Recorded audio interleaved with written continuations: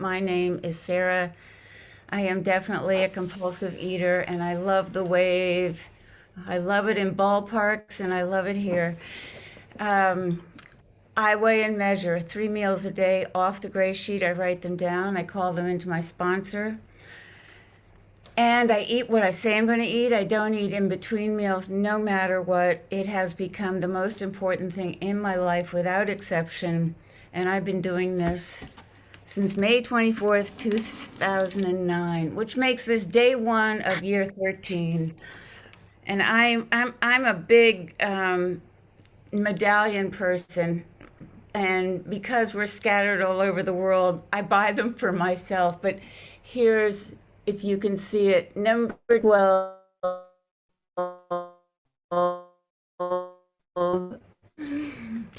which I've been hiding myself, and I pulled it out today and put it in my pocket.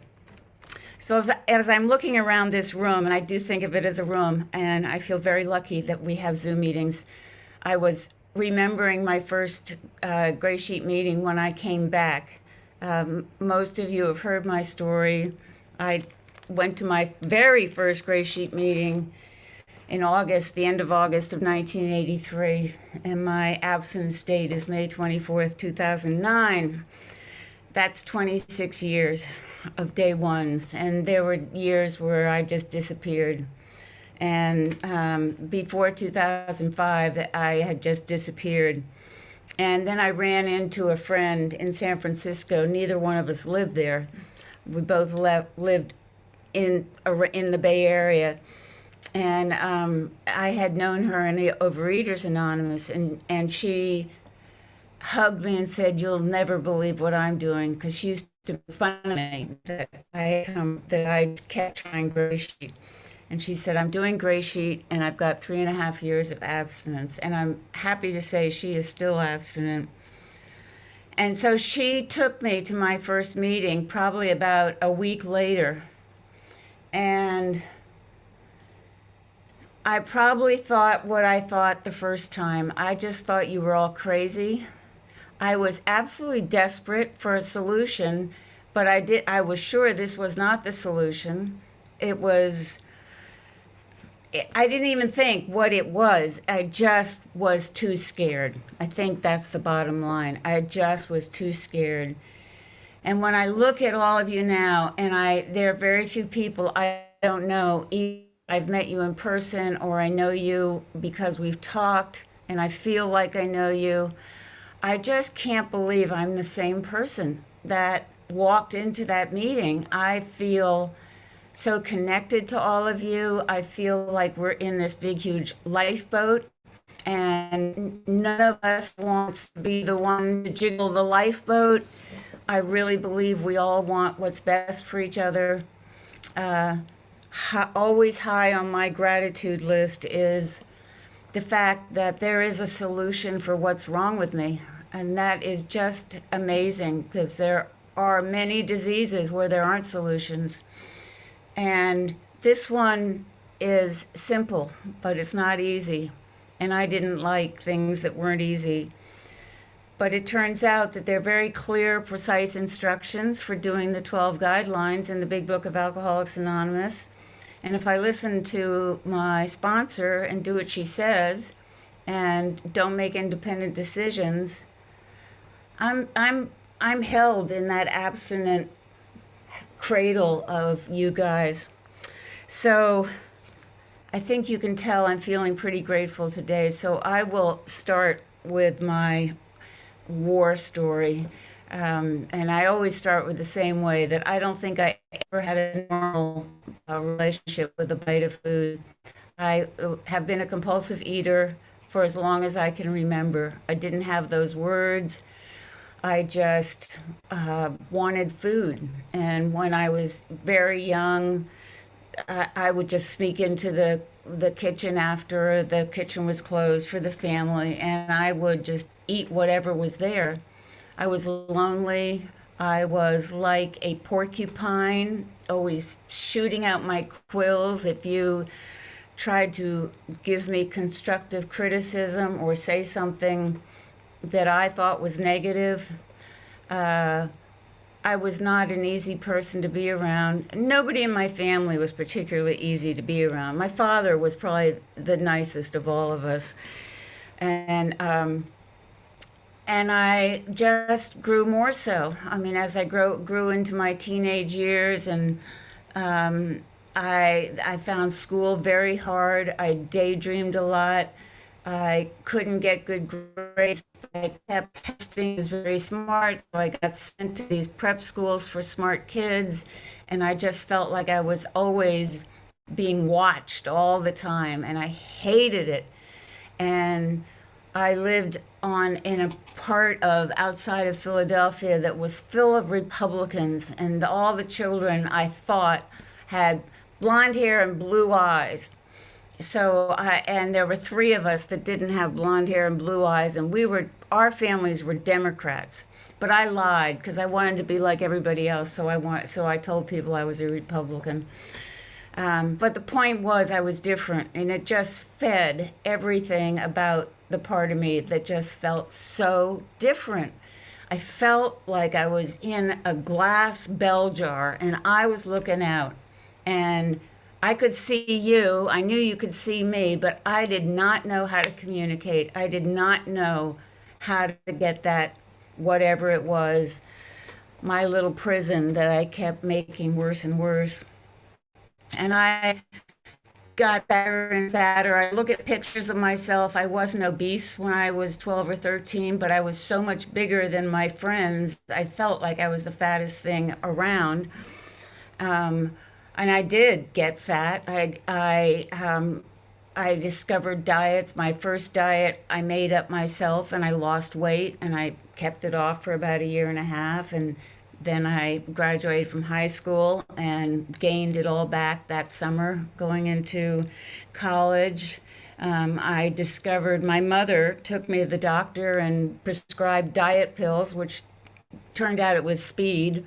I loved it, and my grades went up, and I lost a lot of weight quickly.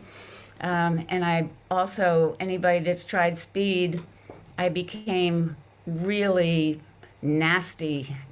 You need more and more of it, and it just coming down from it is awful. And so, and then it didn't work.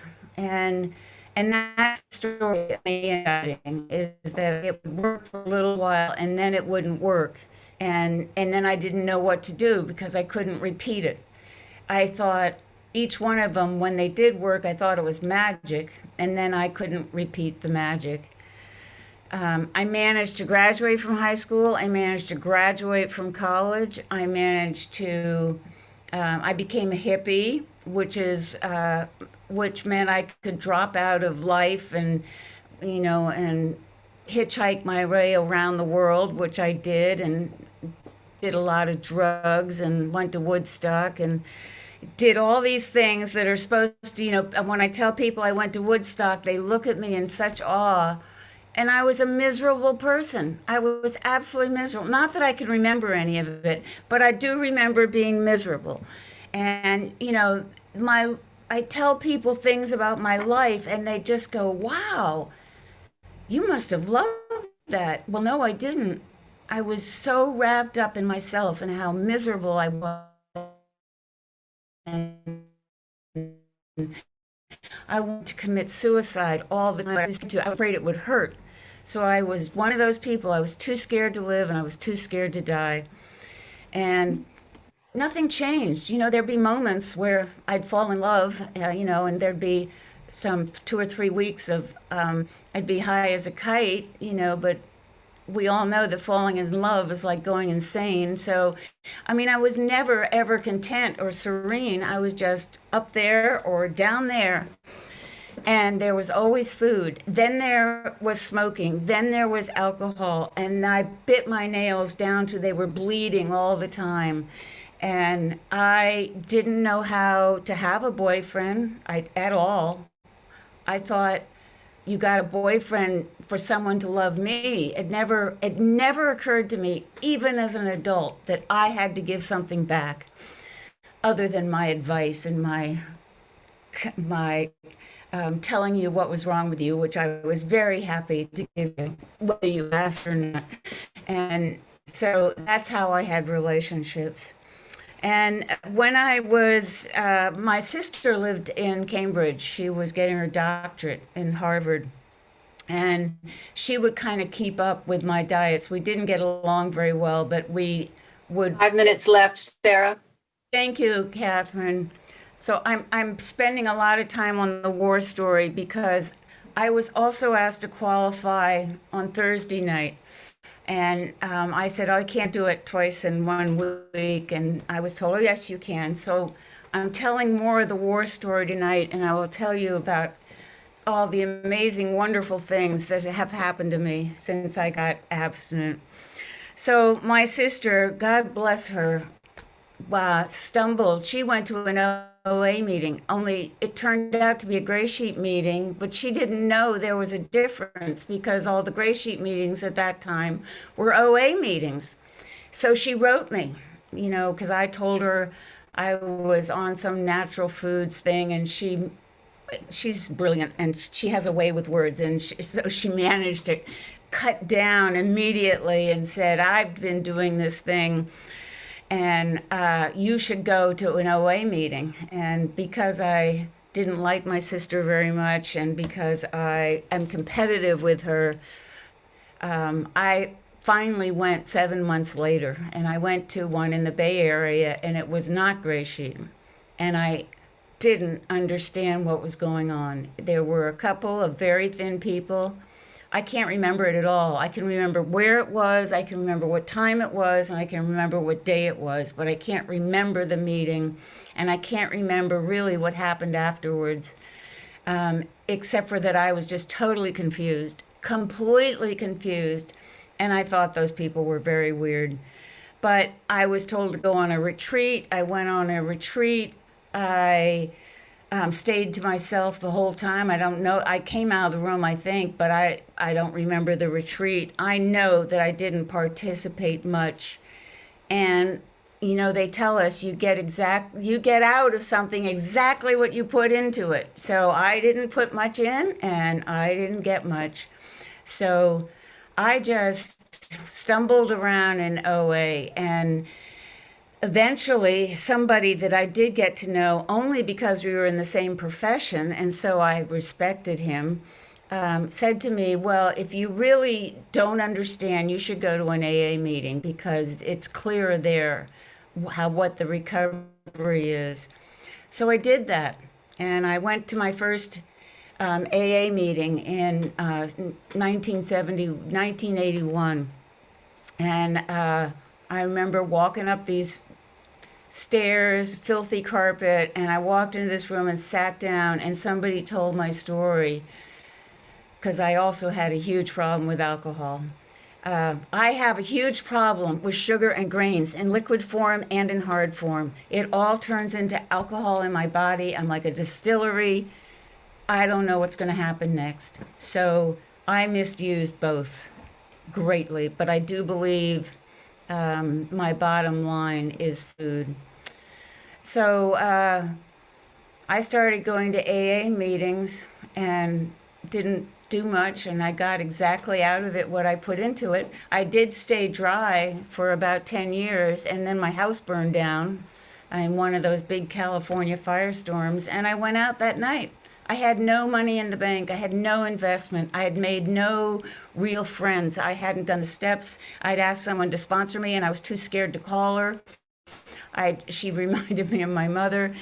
I didn't do anything. I didn't understand what this was all about. But I read the books. I could quote you everything. I could quote you the 12 and 12. I could quote you the big book. It's crazy. I finally went to Cambridge, and my sister took me to a gray sheet meeting, and I knew immediately that what she was doing was not what I was doing. And, 1 minute, Sarah. 1 minute left. Thank you. 1 minute. So that was my real introduction, and that was August of 1983. And I got a wonderful sponsor, Sally D., who Jack knows. And I loved her, and she loved me, and I was friends with her till the day she died. And but I had about 5 months of abstinence, but looking back, I was dieting. I was just dieting. I thought it was magic again, and something happened. I don't know what happened. And I binged, and I just put my tail between my legs.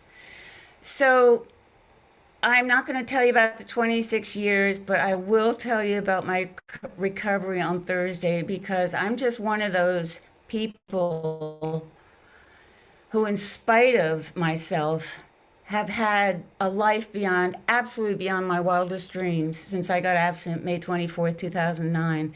It is miraculous. And I have gotten out of it exactly what I put into it, which is a lot. So come back Thursday. And thank you very much, everyone. I just love you all. I don't know. I wish I could just jump into, thank you for the heart, Catherine. I wish I could jump into the computer and hug you all. I don't eat no matter what.